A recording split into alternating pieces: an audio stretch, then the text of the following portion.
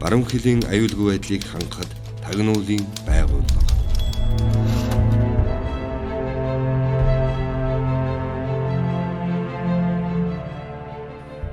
Тагнуулын байгууллагын түүхэнд томоохон байр суурь эзэлдэг арга хэмжээнүүдийн нэг нь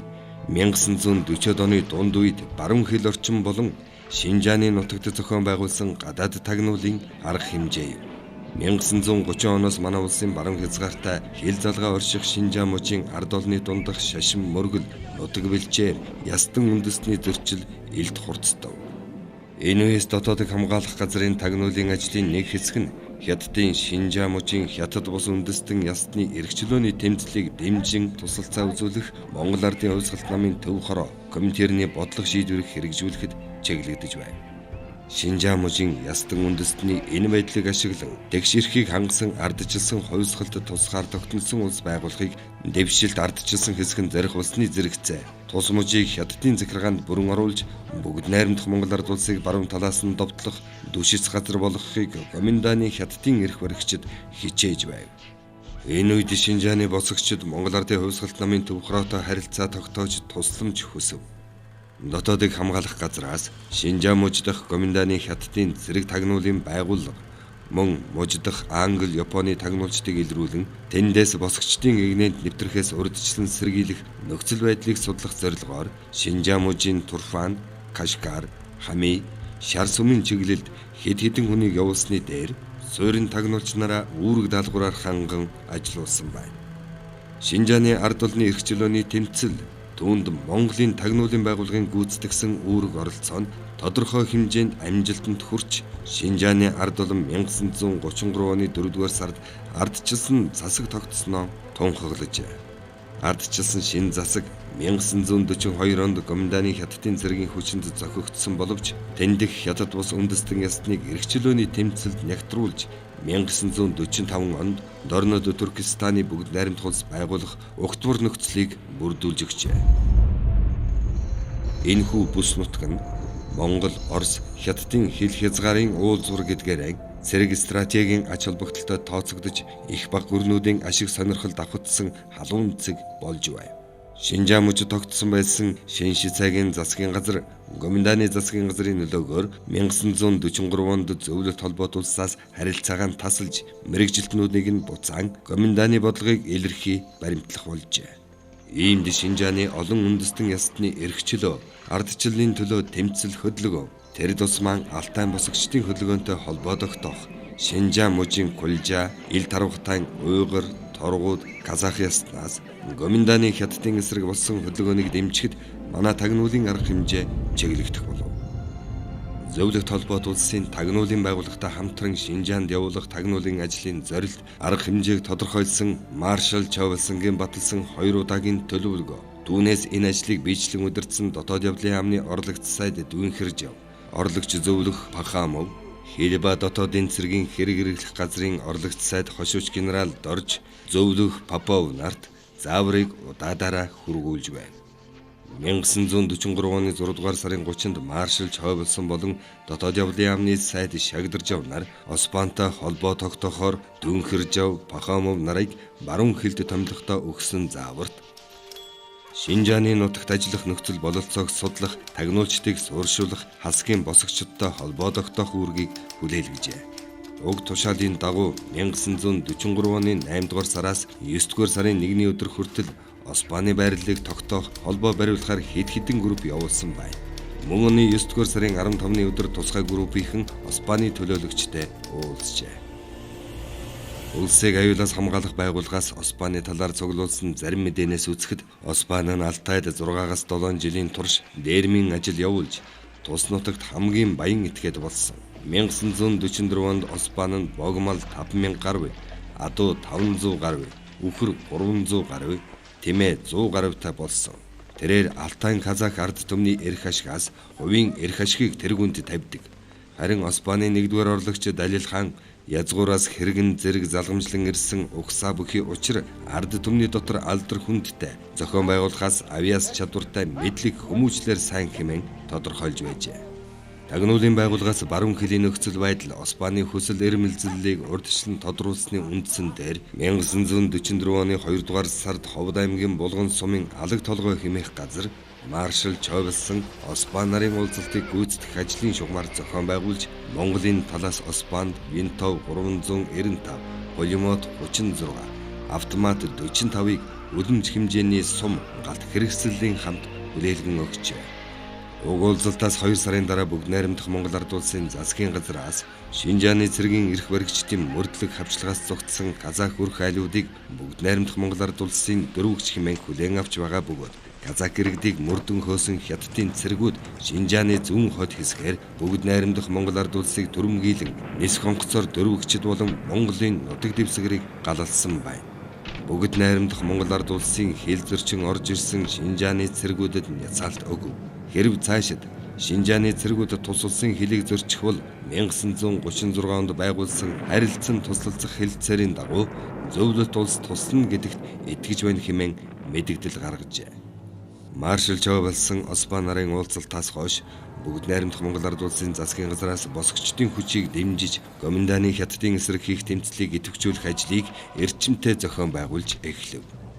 Маршал Човелсонгаас хэл ба дотоодын цэргийн хэрэг эрхлэх газрын дарга дорж зөвлөх Попов нарт 1944 оны 6 дугаар сарын 17-нд өгсөн зааварт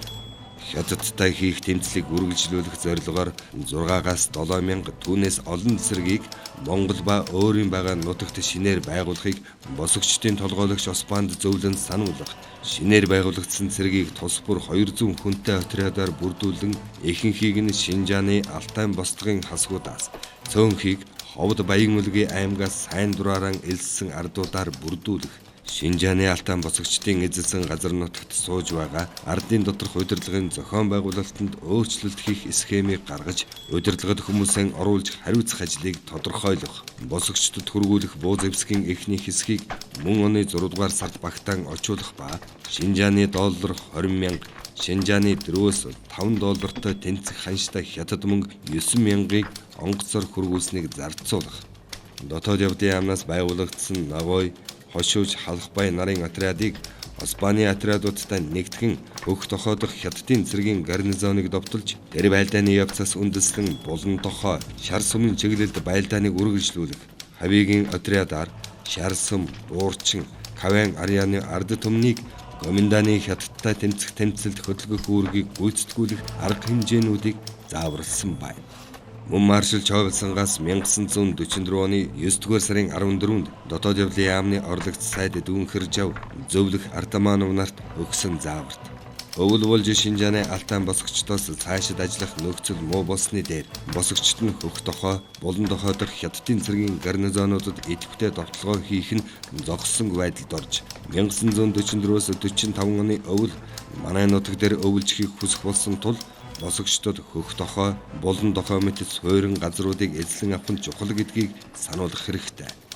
Испани цэргээс 50-аас 100 хүнтэй жижиг бүлгүүдийг Өрөмч хотоос Алтай ордог чухал замууд дээр очиулан хятадын цэргийн хөсөг, тээвэр, малыг довтлуулан олзлох ба устгуулах, удаг замууд дээр мин олноор тавиулах, хөх тохой, Булан тохой, Шар сум зэрэг хятадын цэргийн бэхлэлтийн газруудад гаднаас нь хүч нэмэгдүүлэх, зэвсэг, хүнс, тэжээл оруулах явдлыг хаах зорилгоор гол замуудыг бүслэн хаах тусгай группүүдийг явуулан ажилуулж, тэдгээрийг аюулаас хамгаалах байгууллагын тусгай бүлгүүдийн ажиллагаатай холбож ажилуулах. Өвлийн улиралд Өрөмчээс Алтай орохдоо Сонж хот давсан түнгийг дайрч явахаас өөр зам үгүй учир тэр замыг үргэлж сэргийлж давсан түнг дэх хятадын цэргийн баазыг устгах үүргийг Ногойн отрядад өгч гүйцэтгүүлэх. Босгочдын хувийн сонирхлыг дээшлүүлэхийн тулд хятадаас олзуулсан зүйлсийн 90-95%-ийг хувьдаа авч байхыг зөвшөөрөх. Босгочдын дотор буй Гоминданы хятадын тагнуул туршуулыг илрүүлэхийн тулд тагнуулын ажлыг хүчтэй болгох хэмээн зааварласан байна. 1943-аас 1944 онд Гоминданы хятадын эзэмшилд байсан Шинжааны олон ястны дунд тэдний эсрэг хөдөлгөөн хүчтэй өрнөж, Гоминданы хятадууд тэр тэмцлийг устгах нэрээр цэргийн үлэмж хүчийг Шинжаан муж тийш татаж, цэрэг цагдаагийн харуулыг Монголын хил рүү ойртуулан суулгаж, улмаар тус улсыг тагнан турших ажлыг хүчтэй болгосон байна. Засгийн газраас өгсөн үүргийн дагуу улсыг аюулаас хамгаалах байгууллага Османы цэрэг дайчдад зэвсгийн тусламж үзүүлэх, тэднийг сургахад дэмжлэг үзүүлж байна. 1945 онд Ховд Баян-Улгийн аймгийн иргэдээс бүрдсэн партизаны отряд Османы бүлэгтээ хүч хавсран Шинжааны нутагт байлдааны ажиллагаа явуулж байна. Энэ үед улсыг аюулаас хамгаалах байгууллагаас хэрэгжүүлж байсан гол арга хэмжээ нь Шинжаан мужийн засгийн эсрэг болсон олон ясны ард түмнээс эрх чөлөө тусгаар тогтнолынхон төлөө тэмцсэн хөдөлгөөнтэй Алтай хасгийн босгочдын тэмцлийг холбоход дэмжиж, тэднийг чиглүүлж хамтран ажиллах, үүгээр дамжуулан Гоминдааны хятадын эсрэг тэмцэх гол зорилгыг баримтлан ажиллаж байна. Үүний дагуу энэхүү даалгаврыг биелүүлэхэд чиглэсэн тагнуулын олон арга хэмжээг хэрэгжүүлжээ. Тухайлбал Османы бослогыг Шинжааны Алтай нутагт өргөтгөх зорилгоор Ховг сайрын операц хэмээн нэрлэгдсэн Ховд аймгийн Булган сумын торгууд ардуудаас бүрдсэн Дүгэр, Амар Заяа нарын удирдсан групп 1944 оны 4-өөс 9-р сар хүртэл Кава, Буурчин операц хэмээн нэрлэгдсэн Баян-Улгийн аймгийн Казак иргэдээс бүрдсэн аймгийн дарга Хавийн ахалсан групп 1944 оны 3-аас 7-р сар хүртэл Сонж хотын чиглэлд хийсэн операц хэмээн нэрлэгдсэн Дүгрийн ахалсан групп 1944 оны 10-аас 12 дугаар сар хүртэл Хөх толгойн чиглэлд хийсэн операц хэмээн нэрлэгдсэн Баян-Улгийн аймгийн Хужирт, Дэлүн, Толб сумдын Казак иргэдээс бүрдсэн аймгийн Намын хорооны дарга Ногоон ахалсан отряд 1944 оны 5-аас 10 дугаар сар хүртэл гэрчлэн ахлах дэслэгч Шийлгийн ахалсан Шар дохойн чиглэлд хийсэн операц, ахлах дэслэгч Шийлэг, Жамин нарын удирдсан Дотор харын чиглэлд хийсэн операц, Ховд аймгийн Уян сумын Казак иргэдээс бүрдсэн Сагадайгаар удирдуулсан 1944 оны 9-р сарын 2-нд Шинжааны Мулехэ хошууны нутагт 25 хоногийн хугацаатай явагдсан Мулехэ хошуунд хийсэн операц зэрэг Шинжаан мужийн олон үндэстэн ястны эрх чөлөөний төлөөх бослог хөдөлгөөнтэй холбоо тогтоох, Гоминдааны хятадын эсрэг бослого гаргуулах, Османы гаргасан ухуулах хуудсыг тараах, нутгийн ардуудыг нүүлгэж түүний талд оруулах, цэргийн зориулалттай засмал зам гүүрийг дэлбэлэх, телефон утас таслах, цэргийн буудал баазыг устгах, мал хоол хүнс тэжээл олзлох үүрэгтэй олон отряд группийг явуулж тухай бүр зорилгоо биелүүлж байна.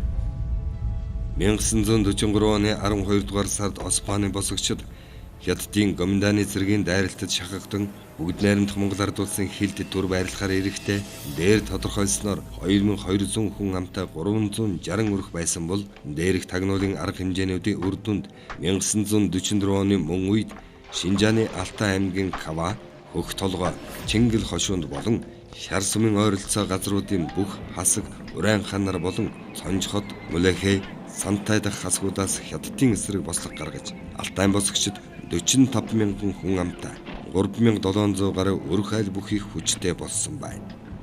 Босгочдын лагер нь Хөх дохой, Хар түнг, Хоёр Чингэл болон Цагаан гол, Өрөнг гол, Шар дохой, Давсан түнг зэрэг үндсэн нутгаа эзэмшин сууршаад зуудын байдлаас бэлчээр дутагдж 1500 өрх айлууд нь манай хил, Байдаг богд, Хавтаг уул зэрэг нутгаар нутаглаж байна.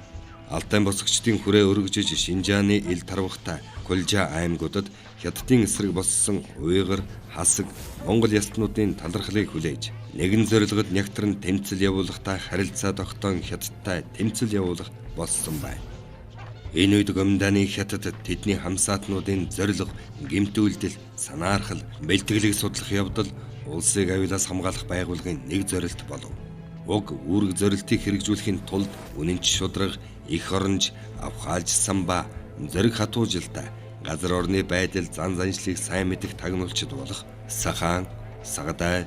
Урт насан, Нязын хамхааш, Баясгалангийн Бадам, Батбаярын Дүгэр, Бат жаргалын Дүгэр, Төмөр зогтын Амар Заяа, Батминдийн Бүрэн төгс, Бутабайн Сахан, Сүхравдангийн Чой, Баатрын Чулуунда, Зарцаагийн Урт насан нарын олон арван эглэрс халуунд халж хүйтэнд хөрч өлс хөвдгийг огоорон амирсан хүнд нөхцөлд эх орныхон даалгаврыг үнэнчээр биелүүлж ард түмнийхэн аюулгүй байдлын манаанд бат зогссон юм. Осман нь 1930-ад оны дундаас орон нутгийн үндэстнүүд тэдний нутаг дэвсгэрийн талаарх шин шицайн бодлогод дургуйтсан урсгал хөдөлгөөнөөс улс төрийн агуулгатай эсэргүүцэл шилжиж дараа нь үндэстнүүдийн тусгаар тогтнолын төлөө Туркестаны хөдөлгөөнийг дэмжиж 1943-аас 45 оны завсар Монголыг түшиглэж 1946 оны дундаас тэрээр зөвлөлт холбоот улсын шууд оролцоотойгоор Ойд Шинжааны 3 тойргийг хамран байгуулагдсан Дорнод Туркестан улсын удирдлагатай эвдрэлдсэн Алтай казакуудын бүс нутгийг өөрийн эзэмшилдээ оруулж авахын тулд Туркестаны хөдөлгөөнөөс болон Монголтой тогтоосон холбоогоо тасалж Гоминдантай хамтран ажиллах болсон нь Монголын талаас ч түүний тухай баримтлах бодлогоо өөрчлөхөд хүргэж байжээ. Испаник Гоминданыхын талдаа татахад хүчтэй нөлөөлсөн нэгэн хүчин зүйл бол санхүүгийн дэмжлэг байв. 1945 оны 7 дугаар сард Дорнод Туркестан улсыг Гоминданаас чөлөөлж 9 дугаар сард Алтай аймгийг энэ улсын бүрэлдэхүүнд оруулж аймгийн даргад Испанийг томилов. Гэвч ганцхан аймгийг захирах нь түүнд чамлалтай санагдаж энэхүү томилолтод сэтгэл дундуур байсан нь дараагийн үйл явдлуудаас тодорхой харагддаг. 1946 оны 3 дугаар сард Гоминданы засгийн газар Шинжааны мужид өөрийн засаг захиргааг байгуулж Испанийг өөртөө татах, Туркестаны удирдлагуудтай муудалцуулах янз бүрийн явуулга хийсэн нь үр дүнгээ өгсөн юм. Испани Туркестанд захирахдахгүй хэмээн Алтай аймгийн шар сүмд суухан болж Бидан хятадтай харилцсан Гоминданыхантай нэгдэх болжээ. Гоминданы засгийн газар Испанийн хүсэлтийг ёсоор болгож, хоол хүнс, зэвсэг хэрэгслэлээр хангаж, зөвлөхүүдэд дэрэгдэн суулган, Шинжааны казакуудыг түүний мэдэлд захируулж, туг тамга өгч улмаар зөвлөлт холбоот улс Монголын эсрэг турхирах болов. Испани Америкийн тагнуулын байгууллагын төлөөлөгчдөөч холбоо тогтоож хамтарч байсан баримтууд байдаг. Хятадын ардын чөлөөлөх хайрын Шинжаанд нөлөөгөө тогтоож, Испантай харилцахыг оролдсон боловч харин ч эсэргүүцэлтэй тулгарсан байна. Иймд Испани эсрэг тэмцэх болж хамтарч ажиллах хүсэлтийг Монголын талд тавьсан зөвлөлт холбоот улсын ашиг сонирхолдож нийцэж байсан юм. Энэ бүхэнтэй холбоотойгоор Гоминданы зүгээс зөвлөлт холбоот улс Монголын эсрэг явуулж буй тагнуулын үйл ажиллагааг судалж, Испани бөөгнөрсөн хүчийг сарниулан устгах үүргийг Ховд аймгийн Булган сум дахь тагнуулын группт төвөөс хариуцуулсан байна. Тус тагнуулын групп олон арга хэмжээ хэрэгжүүлсэний дотор Испанийг амьдаар нь баривчлах буюу устгах зорилготой хэд хэдэн ажиллагааг явуулсан байдаг. Амар заяагаар ахлуулсан групп 1947 оны 12 дугаар сард Испани лагерыг довтолсон боловч Испани зүгтж нэлээд баримт-сэлтийг олзолжээ. Дээрх зорилгоор төвөөс бэлтгэсэн шилхааг 1948 оны 6 дугаар сард 8 хүний бүрэлдэхүүнтэй 2 удаа явуулсан боловч уг даадгаврыг биелүүлж чадсангүй. Үүний дараа уг үүргийг гүйцэтгүүлэхээр улсын баатар дандраахлагчтай группийг 2 удаа явуулсан боловч мөн биелүүлж чадаагүй юм.